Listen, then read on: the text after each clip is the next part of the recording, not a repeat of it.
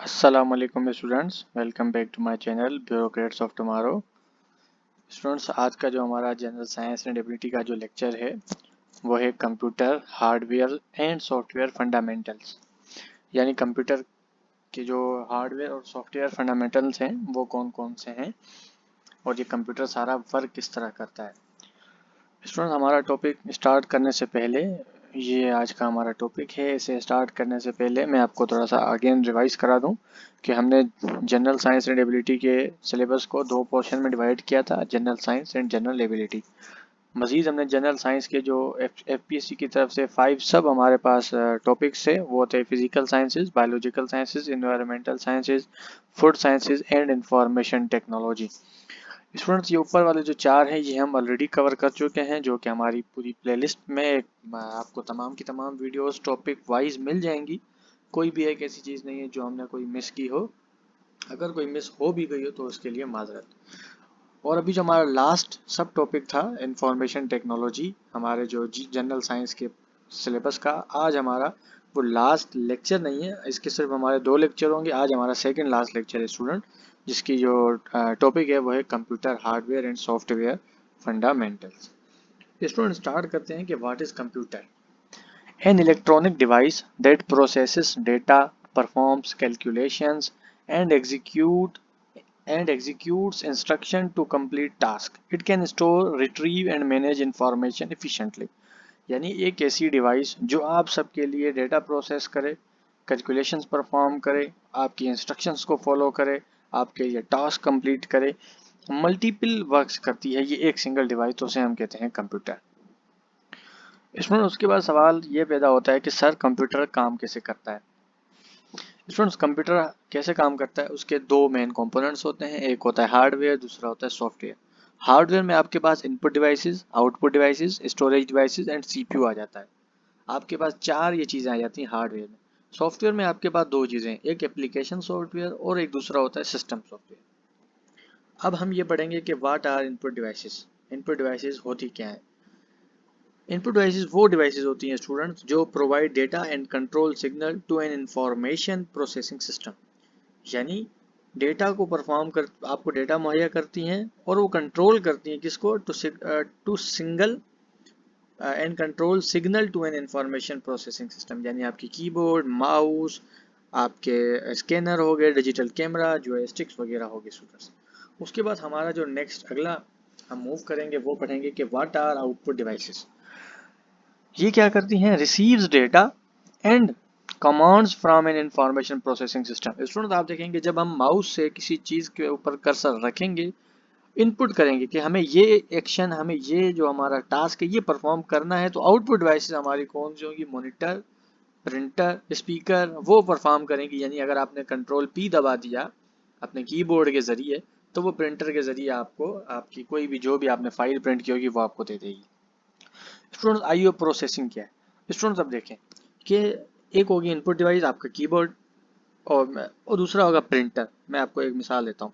आपने control P दबाया, printer से वो आपके लिए एक पेज निकला, लेकिन वो फाइल कहाँ पड़ी है, कहाँ पड़ी थी, कहाँ से लेके कितनी स्पीड में उसे जनरेट करना है, वो फाइल कंप्लीट किस तरह उसने प्रोसेस की, वो सारा काम करते हैं आईओ प्रोसेसिंग। समझ आइए स्टूडेंट्स। यानी इसके मेन जो कंपोनेंट्स होते हैं, रैम, रोम, सीपीयू, डेटा बसेस, यानी आपकी चार कंपोनेंट्स होते हैं। आप वो जो कि आईओ प्रोसेसिंग करने में मदद देते हैं। आप सब ने अक्सर देखा होगा कि हमारे कंप्यूटर या हमारे लैपटॉप की रैम जितनी कम होती है, हमारा जो कंप्यूटर है वो उतना स्लो परफॉर्म करता है। आजकल तो आप देखेंगे कि सीपीयूज में या लैपटॉप्स में 12-12 जीबी की, मोबाइल्स में 12-12 जीबी की रैम्स आ चुकी हैं। तो जितनी ज़्यादा रैम फास्ट होगी हमारा जो ज़्यादा होगी, उतना फास्ट हमारा कंप्यूटर हमें रिस्पॉन्स करता है। तो वो जो रिस्पॉन्स बाय द कंप्यूटर है वो है IO processing. It is process of converting रा डेटा, आपके पास जो रा डेटा पड़ा हुआ है उसको यूजफुल इंफॉर्मेशन में कन्वर्ट करती है स्टूडेंट। ये मैंने आपके लिए ब्लॉक डायग्राम बना दी है, आप ये देख सकते हैं। इसके लिए मज़ीद स्टूडेंट्स, उसके बाद हमारे पास है कि इनके प्रिंसिपल्स क्या है। स्टूडेंट्स, एक एक ये अर्थमेटिक एंड लॉजिकल यूनिट में हमारी मदद करते हैं। कंट्रोल यूनिट एक होता है, दूसरा स्टोरेज यूनिट है। अब स्टोरेज यूनिट में अगेन आपके पास रैम आ गई, आपकी जो सेकेंडरी मेमोरीज होती हैं यानी हार्ड डिस्क होती हैं, यूएसबीज होती हैं, फ्लॉपी डिस्क होती हैं, सीडी वगैरह होती हैं, वो आपकी इसमें आ जाती हैं।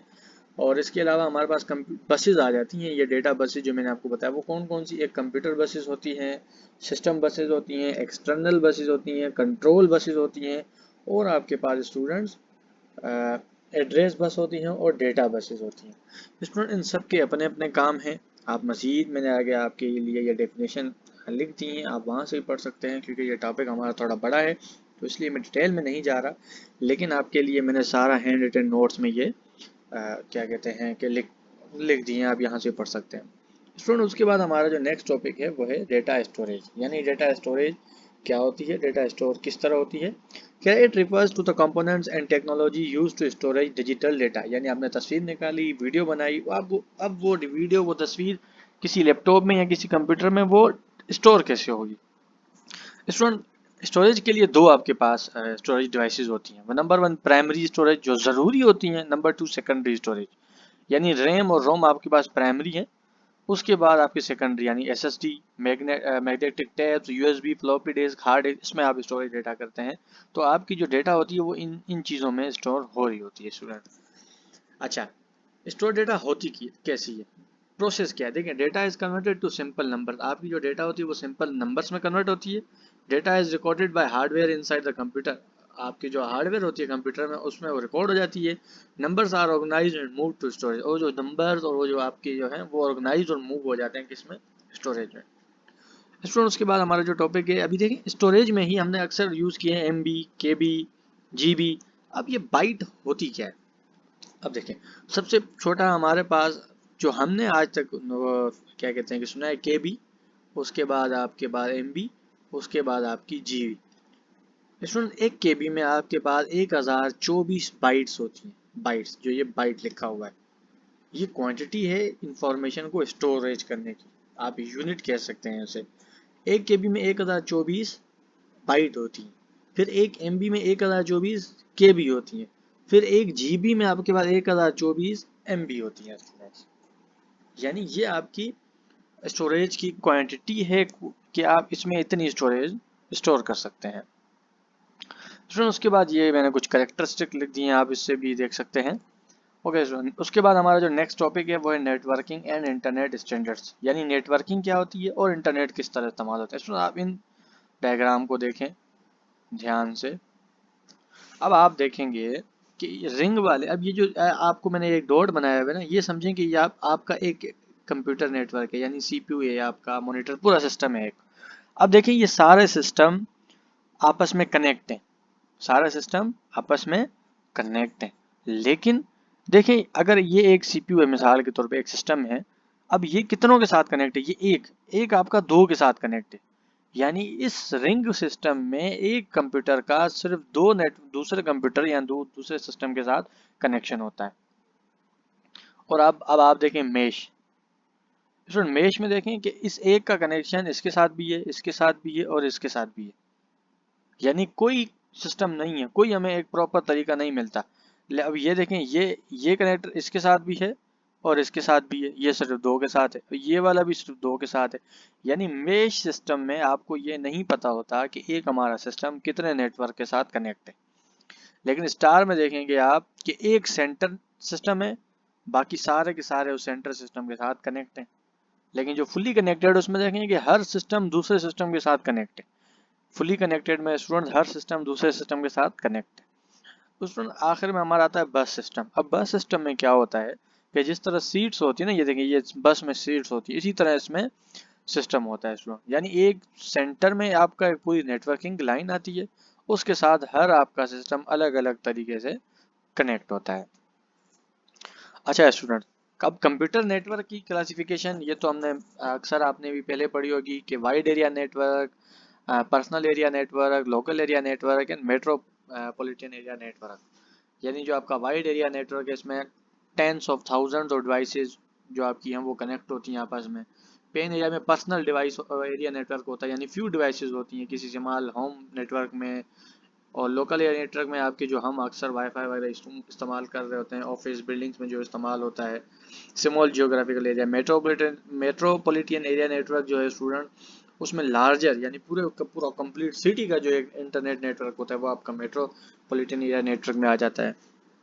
उसके बाद स्टूडेंट इंटरनेट स्टूडेंट्स हैं, इंटरनेट स्टैंडर्ड्स हैं। अब ये इंटरनेट स्टैंडर्ड जो होते हैं स्टूडेंट, ये डिफरेंट टाइप्स के होते हैं। एक कम्युनिकेशन प्रोटोकॉल हो गया, वेब स्टैंडर्ड्स हो गए, ईमेल स्टैंडर्ड्स हो गए।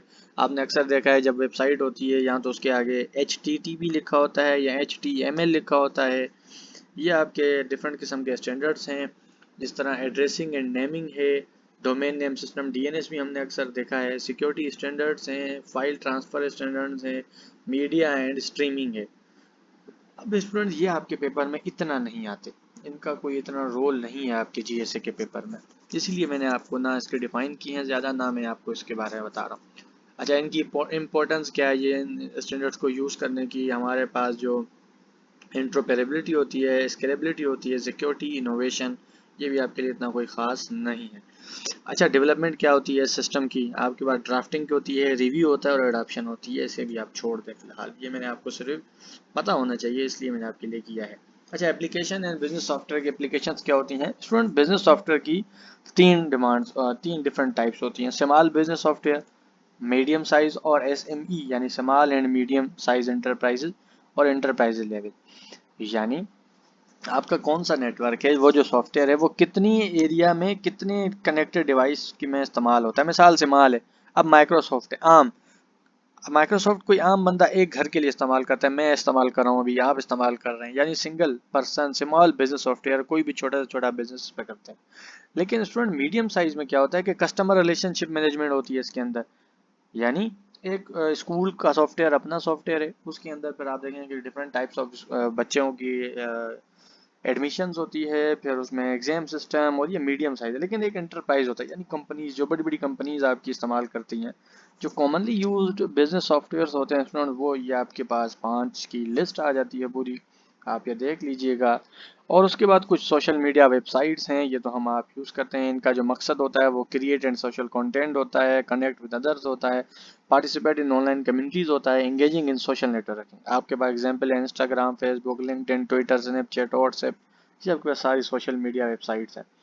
स्टूडेंट्स के बाद है इंफॉर्मेशन सिस्टम। अब इस सिस्टम को आप लाजमी ध्यान से देखें। कह रहा है कि a software system to capture, transmit, store, retrieve, manipulate or display information, thereby supporting people, organization or its software system. It is necessary to remember that information system is not a software alone, it's a combination of different components. यानी अब देखें, अब मैं आपको ये components पहले आप देख लें, फिर आपको समझ आ जाएगी कि मैं कहना क्या चाहता हूँ। Hardware, software, database, procedures and people.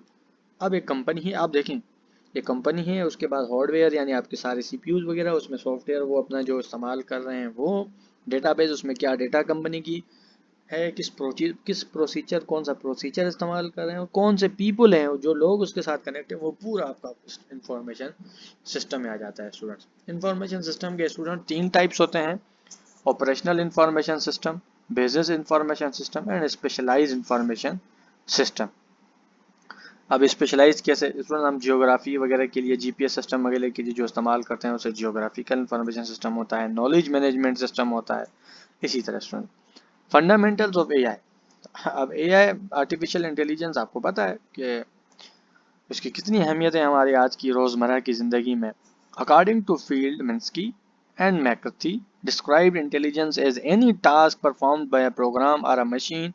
If a human carried out the same activity, we would say the human had to apply intelligence to accomplish। मतलब हम क्या, इंसान जो है वो अपनी इंटेलिजेंस इस्तेमाल करेंगे, जबकि the science and engineering of making intelligent machines, जो आपकी जो इंटेलिजेंट मशीन्स हैं वो स्पेशली इंटेलिजेंट आप यूज़ नहीं करती, उनके पास जो डेटा प्रोवाइड होता है वो उस डेटा को इस्तेमाल करके और आपका उस मसले को हल करती हैं।